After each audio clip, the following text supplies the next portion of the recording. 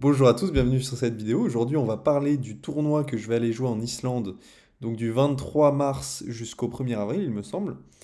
Et on va analyser une partie que j'ai jouée un petit peu pour me préparer contre un de mes amis qui est candidat maître, donc qui a quand même un très bon niveau, et une partie qui était donc très intéressante. Mais avant, on va parler un petit peu de ce tournoi.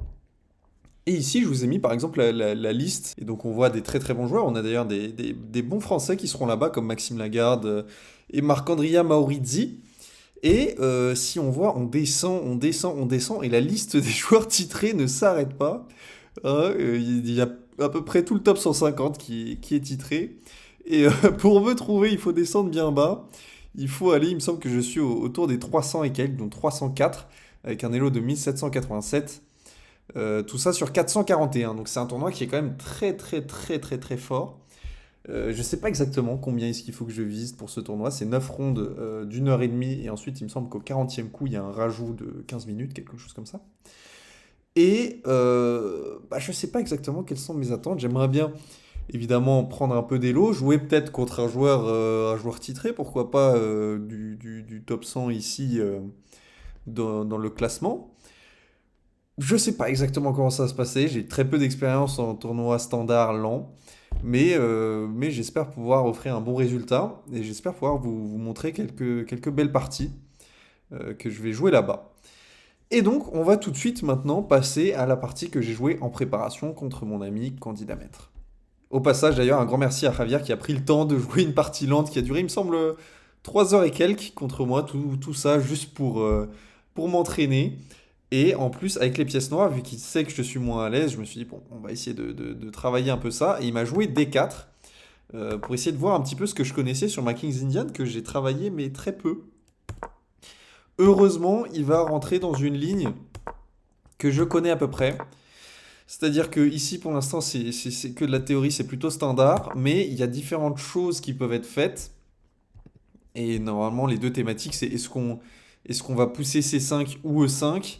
Et ça dépend de la position, de la manière dont on veut jouer. Mais ici, je vais jouer le cavalier B D7, donc pour supporter peut-être soit un E5, soit un C5. Mais ici, ce qui va se passer, c'est que le fou pardon, va venir en E3.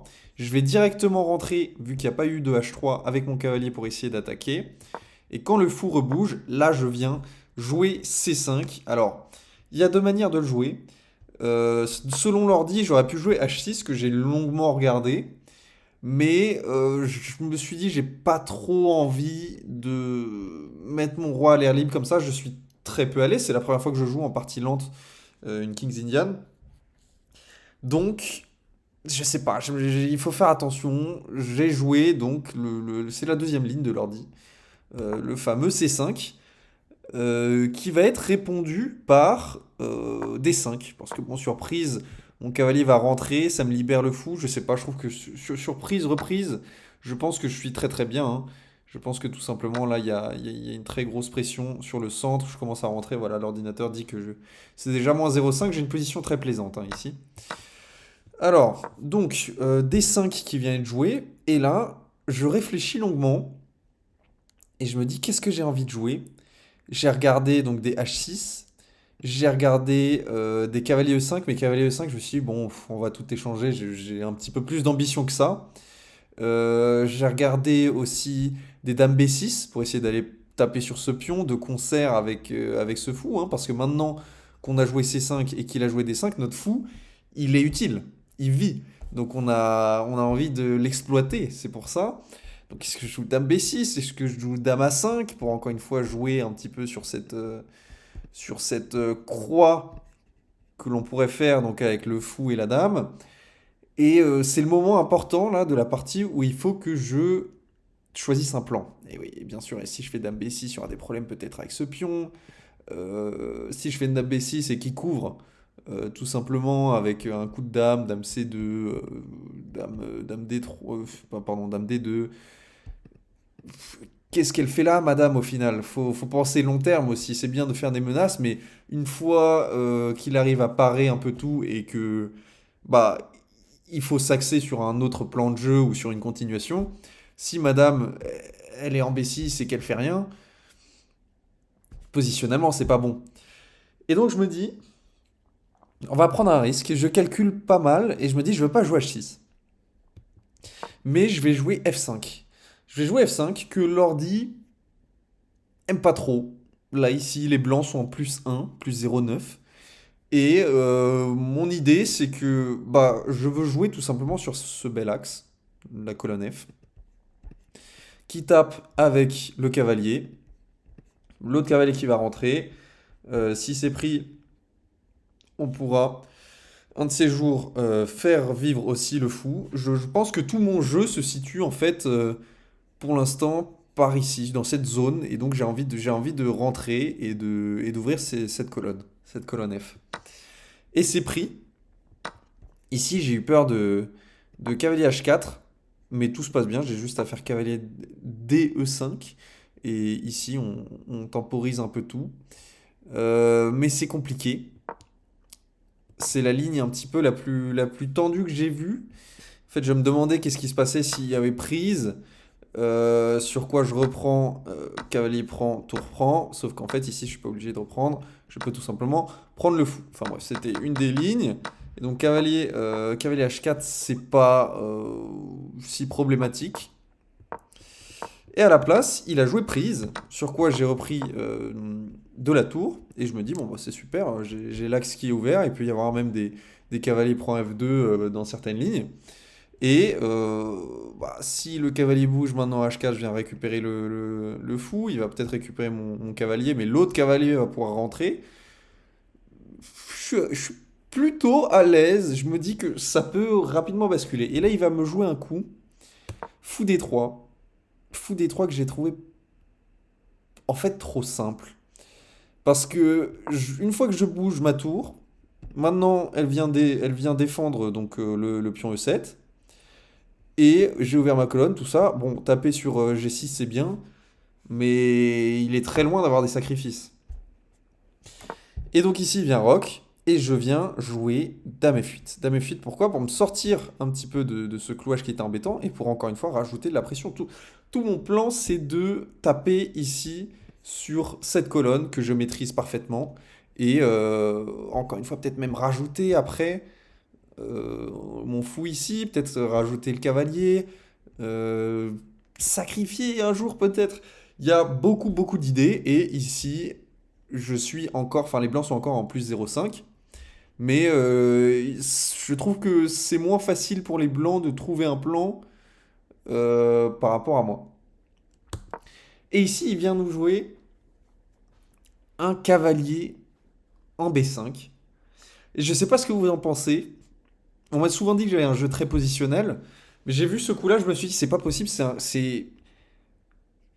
un pas en diagonale. Enfin, ça se voit totalement. Le jeu, il se situe dans cette partie-là de l'échiquier. Et encore, je suis gentil d'inclure la colonne C. Partir sur B5, ça n'a pas de sens. Donc ici, il vient rendre l'avantage et on est égal. Mais ça se sent, ça se sent. Je sais pas si vous le sentez, mais moi, je l'ai senti direct. Parce que ce cavalier, il est trop loin sur l'échiquier. En plus, le cavalier, c'est une pièce qui est très lente. Et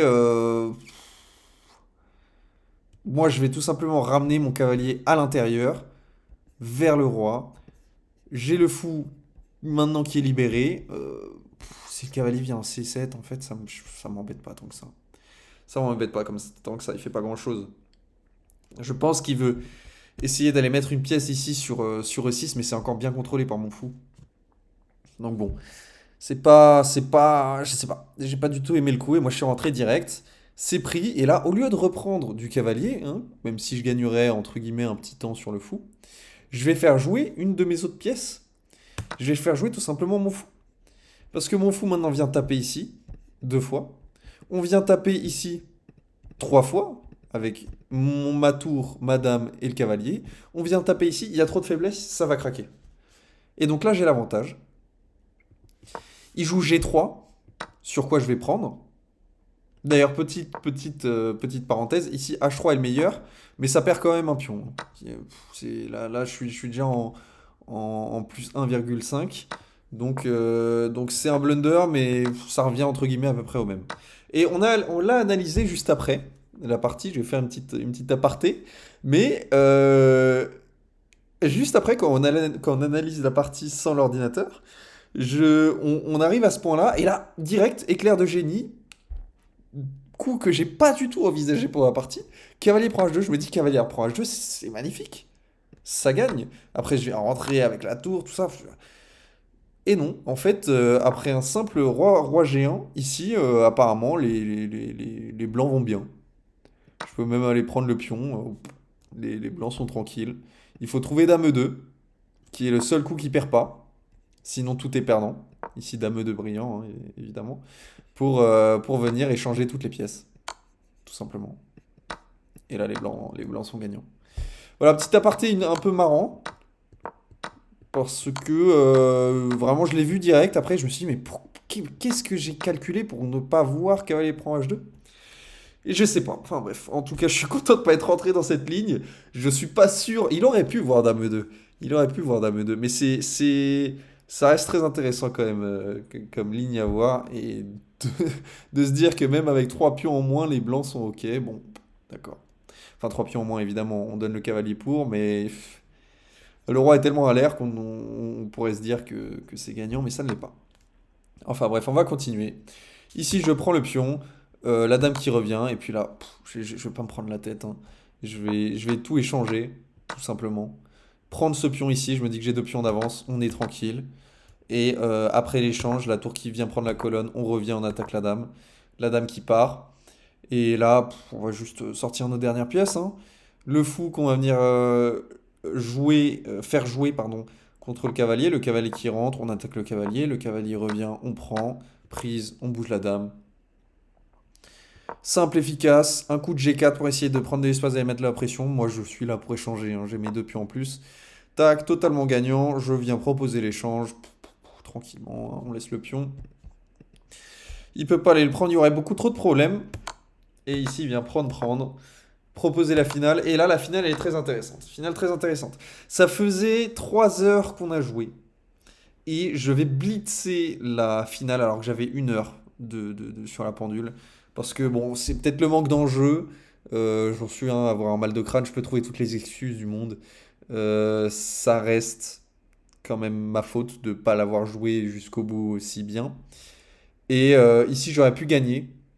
En fait, l'objectif, si on se pose un petit peu là sur la position, je sais pas ce que vous en pensez, mais il y a une faiblesse que j'ai pas réussi à identifier en fait. C'est la seule manière de gagner, c'est qu'il faut que j'aille choper le pion H2. Et le pion H2, en fait, je peux aller le choper en me déplaçant, mais il faut que je l'immobilise aussi. Et donc l'idée que j'ai ratée ici dans cette finale, c'est que, ok, le roi peut aller un petit peu coaguler toutes ces structures de pions et faire en sorte que bah, tout simplement je n'avance pas et que je puisse aller, et que je ne puisse pas aller promouvoir pardon, mes pions. Et je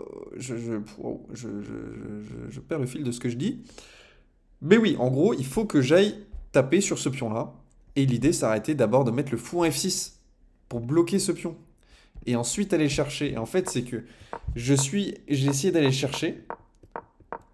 Et là, j'ai raté l'idée. Il aurait fallu tout simplement qu'ici, je fasse un fou F6. Et fou F6, après, bah, il y a tout simplement, il y a roi G2. Et le pion, il est perdu. Et à ce moment-là, bah, c'est dévastateur. Sauf que je viens totalement manquer cette idée. Et je me dis, ah, est-ce qu'il faut que j'y aille? J'ai deux pions à droite, il faut que j'aille les faire avancer. Ça marche pas du tout. Une fois ici que les blancs échangent, c'est fini. Ça, c'est totalement nul. En fait, je peux pas passer avec mes pions. Et ici, dernière idée que je manque totalement. De toute façon, je suis désolé, j'étais pas concentré sur cette finale. Je l'ai pas bien joué. C'était totalement gagnant, il y avait quelque chose à faire. Bon, au moins, comme il m'a dit, au moins, je saurais que même dans une position gagnante, il faut rester concentré jusqu'au bout pendant mon tournoi. Et c'est d'ailleurs un conseil que je vous donne. Toujours rester concentré même quand on est gagnant. Et donc ici, je viens prendre, je rate totalement roi C3, hein, qui vient gagner. S'il y a le pion qui est donné, ici, ce pion, bam, il s'en va. Et on va pouvoir arrêter le pion B. Et ici, tout simplement, le fou bouge, boum, là on avance. Et il est parti, le pion B. Et donc on se dit nul. On se dit nul, on se dit nul ici. Je viens... pardon, tac. Je viens manger, il remange. Et ça, bon, bah, y a rien qui bouge, hein. Le roi bloque, le fou bloque. Il y a rien qui bouge. Enfin bref, c'est une plutôt belle partie. Ça a été bien géré. Je trouve que je lui ai pas trop donné l'avantage. Il avait peut-être plus un au départ quand je joue ce F5 qui est peut-être un peu prématuré.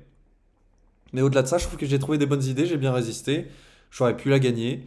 Je ne l'ai pas fait. Il va falloir travailler ça, mais ça reste quand même plutôt bien contre un adversaire qui à son prime était, enfin à son meilleur elo était dans les, je sais pas, je veux pas dire de bêtises, mais je crois qu'il était dans les 21-50, quelque chose comme ça. C'est beau, je trouve ça beau quand même comme partie. Je sais pas ce que vous en pensez, dites-moi ce que vous en pensez. En tout cas, je me prépare gentiment pour le tournoi en Islande et j'espère que ça va bien se passer. Je vous ferai des petits updates évidemment. N'hésitez pas à vous abonner si ce n'est pas déjà fait et à liker cette vidéo. Sur ce, moi je vous dis à très bientôt.